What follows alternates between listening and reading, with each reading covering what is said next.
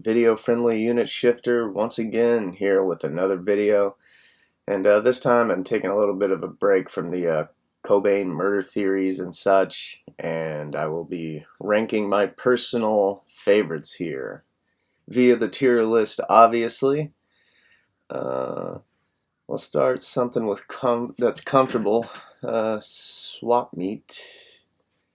I'll just put it here in the middle for now, because I'm probably going to end up, like, moving a lot of these around and such. Again, I reiterate, this is my first tier list. I don't know how this is going to end up. And yes, I eat cowhide. I'm not proud. Would I put that in front of swap meat? Or, yeah, I'm just in front of swap meat, barely. Sifting, pretty droning song. It's a solid song. I'll just put it in C for now. Maybe it'll go up. I'm not sure. We'll see how it goes here. And Big Cheese Make Me. Put it about right there. Downer, last track on Bleach. Straight up short, punk inspired sort of song. I probably like this song more than most, It's pretty straight up, pretty straightforward. I'll put it about right there. Right now, Mr. Mustache is the creme de la creme. That's hilarious. Now for the first track on Bleach, Blue. Oh, I think Mr. Mustache has finally met its match. I guess I have too much on B right now. We'll demote Swap Meet to C for now. Sorry, Swap Meet. Floyd the Barber, probably every Nirvana contrarian's favorite song. PP pressed against his lips, but also against a mustache. About a Girl, a song that certainly stands out on Bleach. One of Nirvana's better songs, I think. Probably the best song on Bleach in my opinion. Jangly. Of course, we all know the story about Kurt listening to Meet the Beatles over and over again to figure out how to write this type of song. And it's awesome. Unplugged version, probably a little bit better in my opinion, if I'm being nitpicky. And here's School. This is the song that Nirvana played the most in their history, mostly because, it came out in the early years of the band, and they played it all the way through the In Utero tour. Straight up song, very simple, repetitious almost. Would I put it in A? Not sure. I'll put it on the edge of A for now. I really do love School. I really do. Love Buzz, the Shocking Blue cover. Probably B in front of Mr. Mustache for now. Paper Cuts, Droning. Crover played drums in this one, as he did in 2 other songs on Bleach. This is probably the most Melvins-inspired Nirvana song, in my opinion. It's a really cool, droning sort of song. I think I'll put it about right there. Negative Creep. Daddy's Little Girl. Ain't a Girl No Mo. Probably in front of Mr. Mustache. It's kind of funny. My threshold right now is it better or worse than Mr. Mustache? Scoff. If this was Chris' version on that one live show, it'd be number 1. No. But, yeah. In my eyes,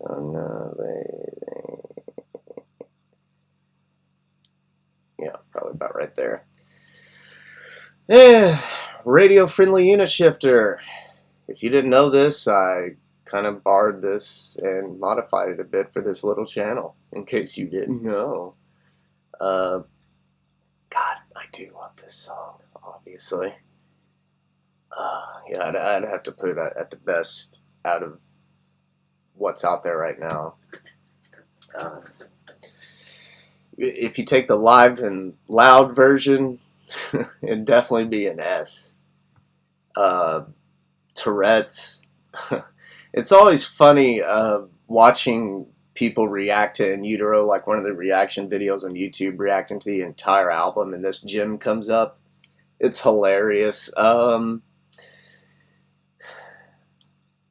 Probably put it at the I'll put it just ahead of Downer, which is just funny to me.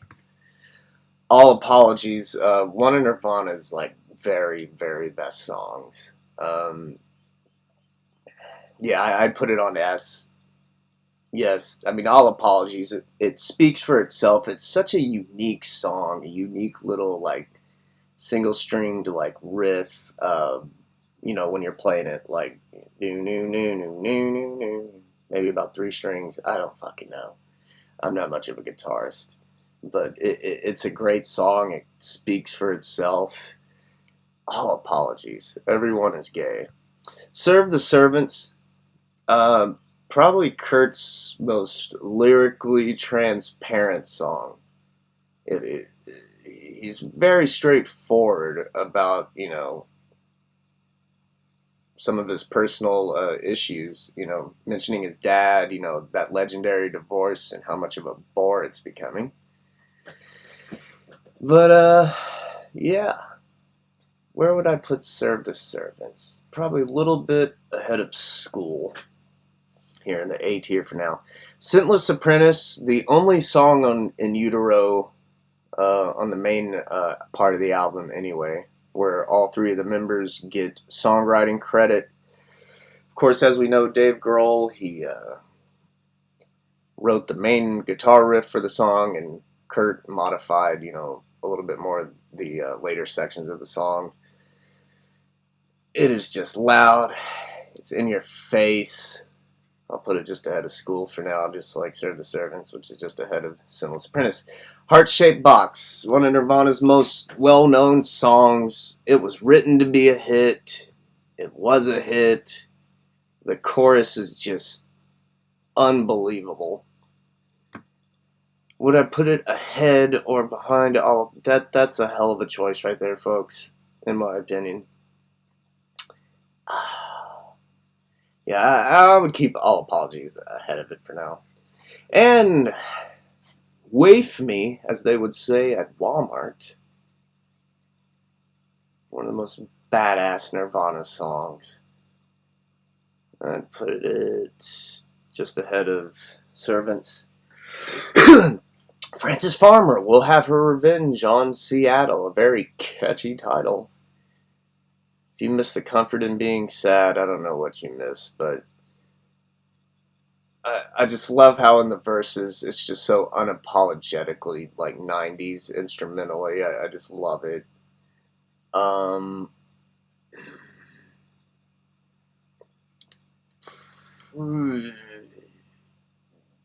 Yeah, I really do like that song.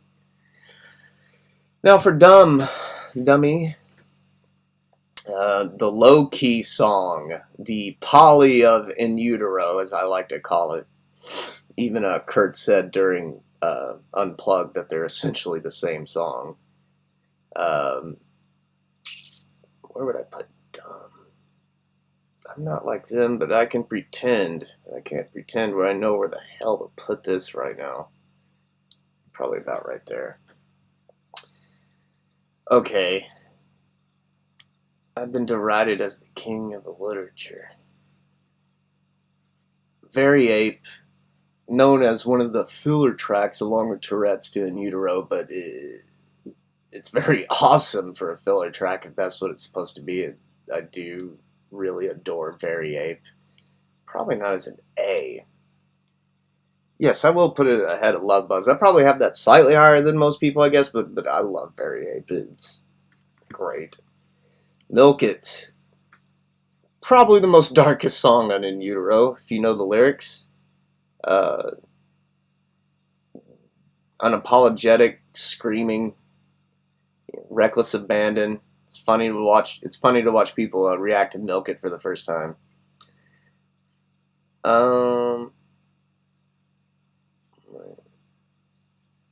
Yeah, I guess I'll put it about right there, just ahead of Mr. Mustache. Penny Royalty. There's a cathartic feeling that I get from this song that I don't get from any other Nirvana song. I would probably put it right behind About a Girl. Yeah, Penny Royalty. Very awesome. I like the recorded version better than the solo unplugged version. There always seems like there was a point in that song where Kurt screwed up. It was right after the breakdown where the song like slows down like real quick and goes back to the main riff. And it seems like that, Kurt messed that up a lot because it was such a sudden like transition. If you guys have seen Live and Loud, when the guy, they mess it up for a second and it's really quiet, and then he goes back into I'm on, and the guy in the crowd says, "You're on crack." That's the exact point that I'm talking about. And also during Unplugged, during that same part in the song, he kind of I'm on warm milk, because it's such an awkward transition. If you go back and listen to it, you'll see what I mean. Arrow Zeppelin, noisy. We're in Incesticide now, obviously. Noisy, straight up. I'd actually put it in D. I'll put it in D. Aneurysm, very awesome live song. I wish Dave Grohl would do the feed me response more in the live version. But Aneurysm, awesome opening, a very long opening for a Nirvana song right before the lyrics kick in. And I'll put it about...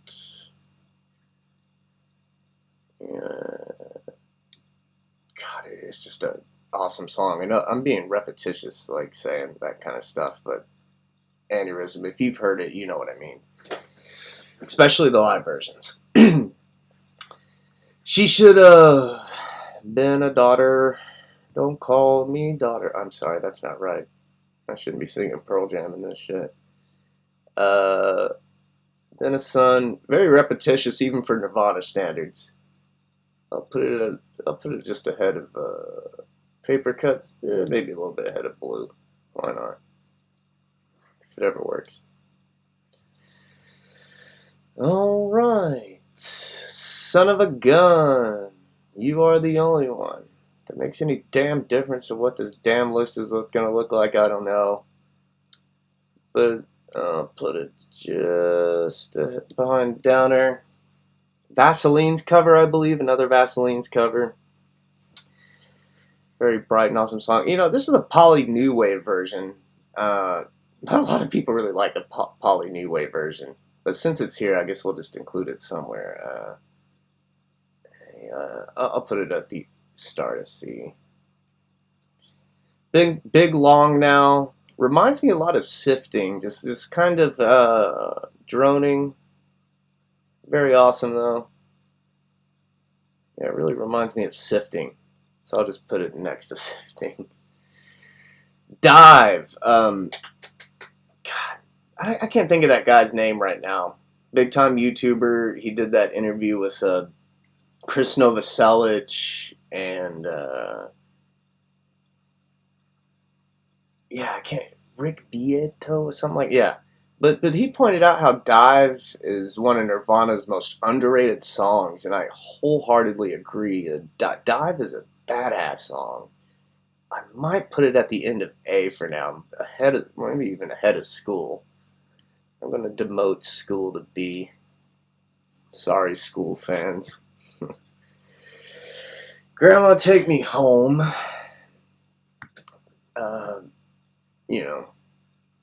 Very cutesy song. Vulnerable. Reminds me a lot of childhood. Yeah, I do love Sliver. A little bit ahead of Very Ape. Turn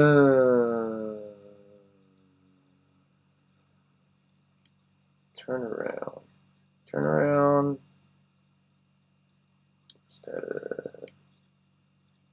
At the start of the C. Okay. We'll go with that. Molly's Lips, Vaseline's cover, probably the most simple Nirvana song or Nirvana version of a song that you can play. Very repetitious even for Nirvana standards, but I really like it. Molly's Lips. Mexican Seafood. This makes a lot of people throw up with the yeast infections. It hurts when I pee. Oh, it hurts when I see. And it hurts when I see Hairspray Queen, because that song, It's Hairspray Queen. Just listen to it. Maybe you'll like it a lot better than I do, but I really don't like Hairspray Queen. Yeah, I'm staying. Yeah, I'm staying. It's a lot of B shit here. Beeswax is Nirvana's worst song in my opinion. It's down and it stays down, and yeah, I just think it's Nirvana's worst song. There's not much more I can really say about it. And of course, we already had Downer. Stay Away. Now, Stay Away is probably the least known Nirvana song on Nevermind on the main part of the album. And still, it's a great, great effing song. Yeah, I would put it on the higher end of B. Stay Away is just great. I'm on a plane and you can't complain.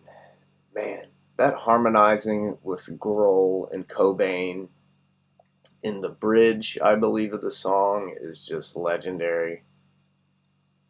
I gotta put it at the end of B. I mean, On a Plane, great song. Something in the Way. It had its resurgence in popularity with that Batman movie. You know, the legend of Living Under the Bridge and all that good stuff.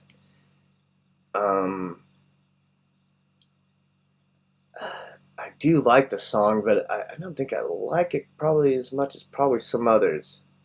But it's definitely on the tinge of A, in my opinion. Endless Nameless, another song that's hilarious to watch people react to on YouTube when they're listening through the album, and they make it far enough to listen to Endless Nameless. Your eyelids, you get there. I'll put it at the end of B. It is what it is. It's probably Hairspray Queen if Hairspray Queen was actually good. I guess that's the best way you could explain it. And I don't know this song, so I think I'm going to skip it now. Okay, ladies and gentlemen, so you're probably going to wonder where the hell I'm going to put this.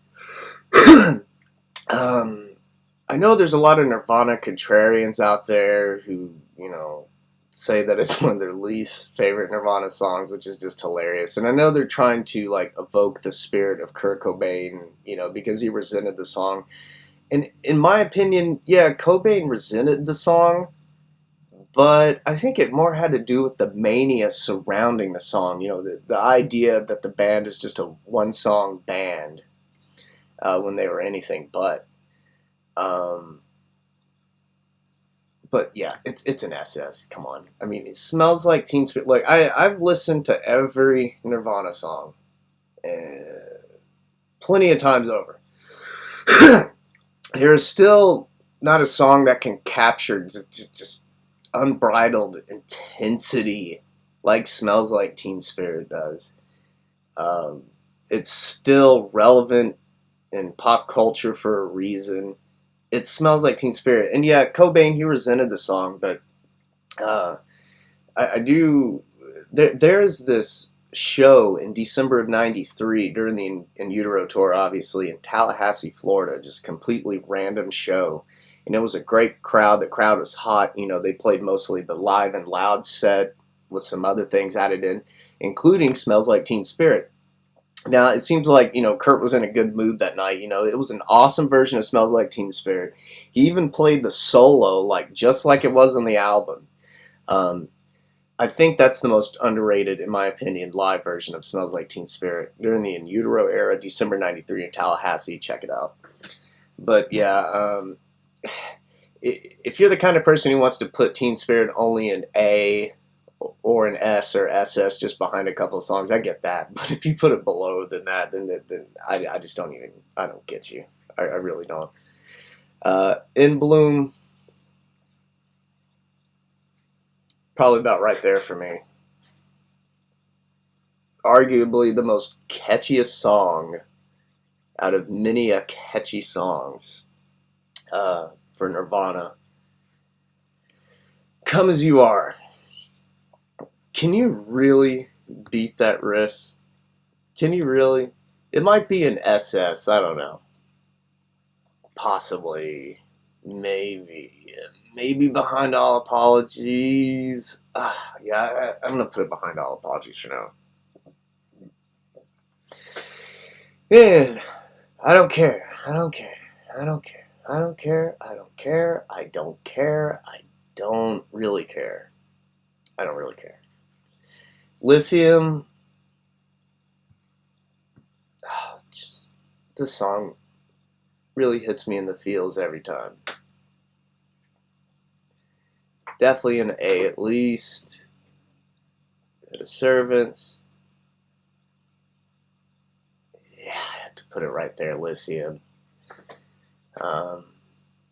Especially the 92 VMA version, where Chris met his match with his own bass. Hi, Axel. Alright, and Polly.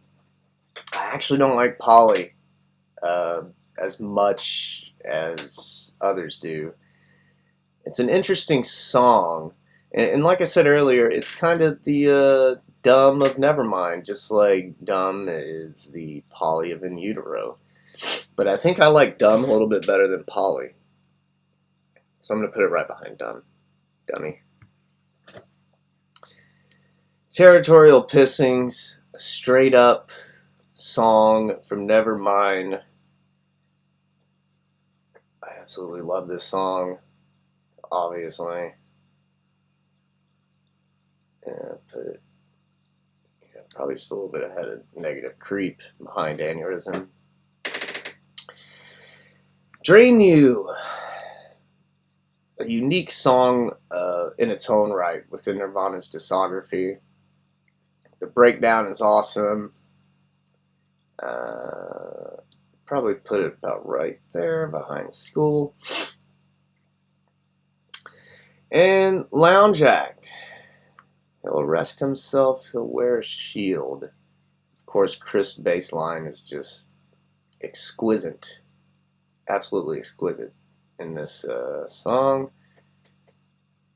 I'll put it about right there. I guess B could be considered average. I don't know. Breakthrough. Don't they mean like spank through? Which is not on Bleach anyway. Let's see, is spank? What do they mean by that? Breakthrough.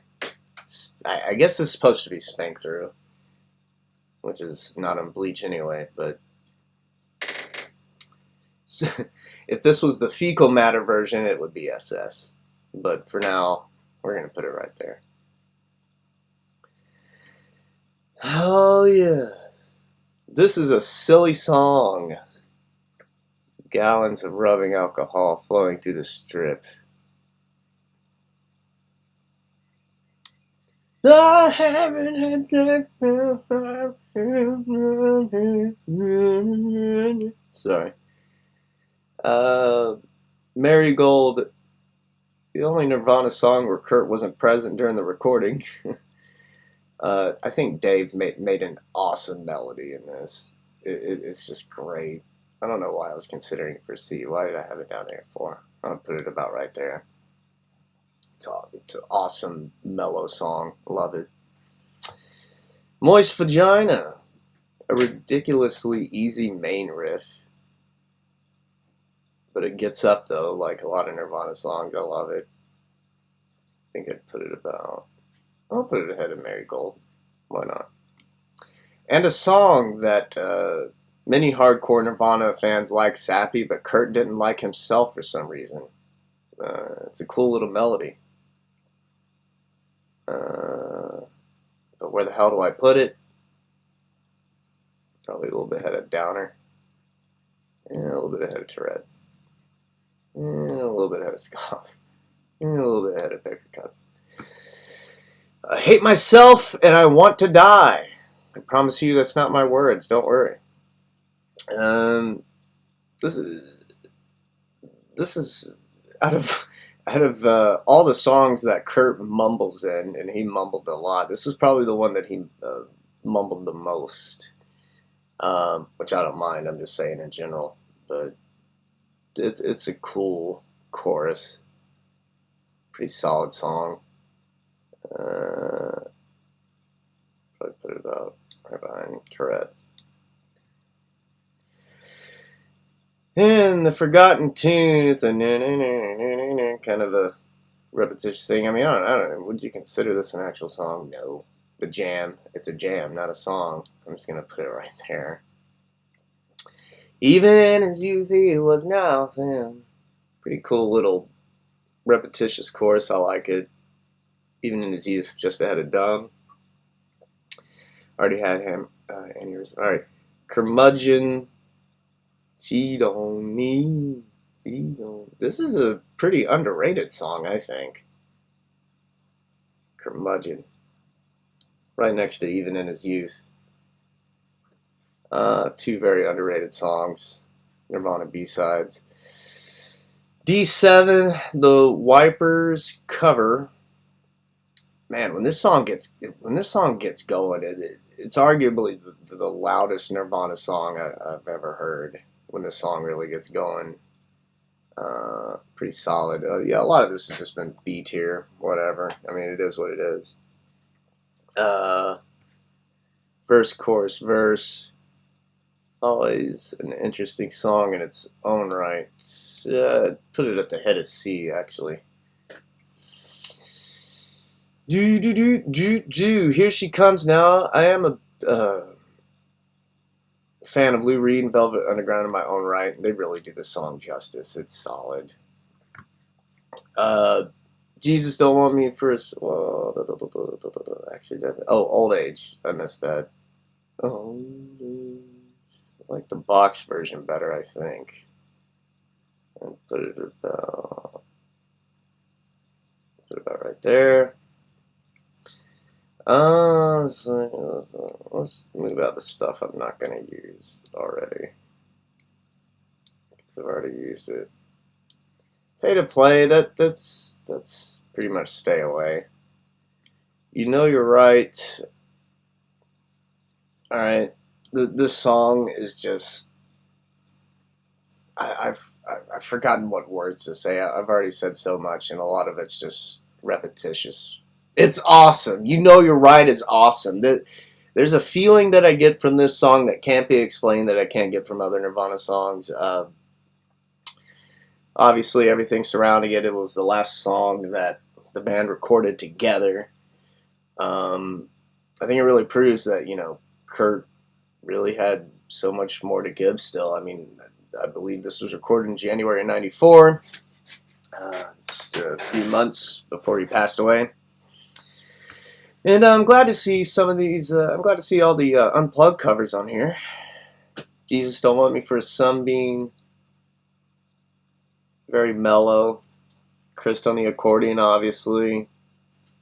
The Man Who Sold the World.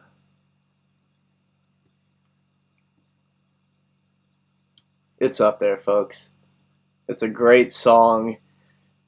They kind of cheat a little bit with the distorted guitar riff on an Unplugged show, but I don't think anyone's really going to complain that much. There ain't nothing on the top but a bucket and a mop and an illustrated book about birds. Silly Meat Puppets cover, much like a lot of their songs are silly. Put it about right there. I really do like it. Oh Me, very mellow. Slightly underrated in my opinion. I think this was cut out of the original Unplugged broadcast, I think, along with a couple other songs. Correct me if I'm wrong. But I really like this song.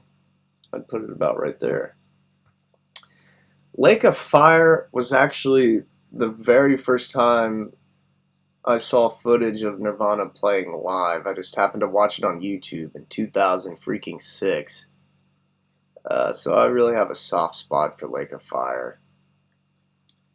Kurt, obviously, he's just singing in it with the Meat Puppets guys playing guitars, and he just, the song is out of his range, but he lets it all hang out in Lake of Fire.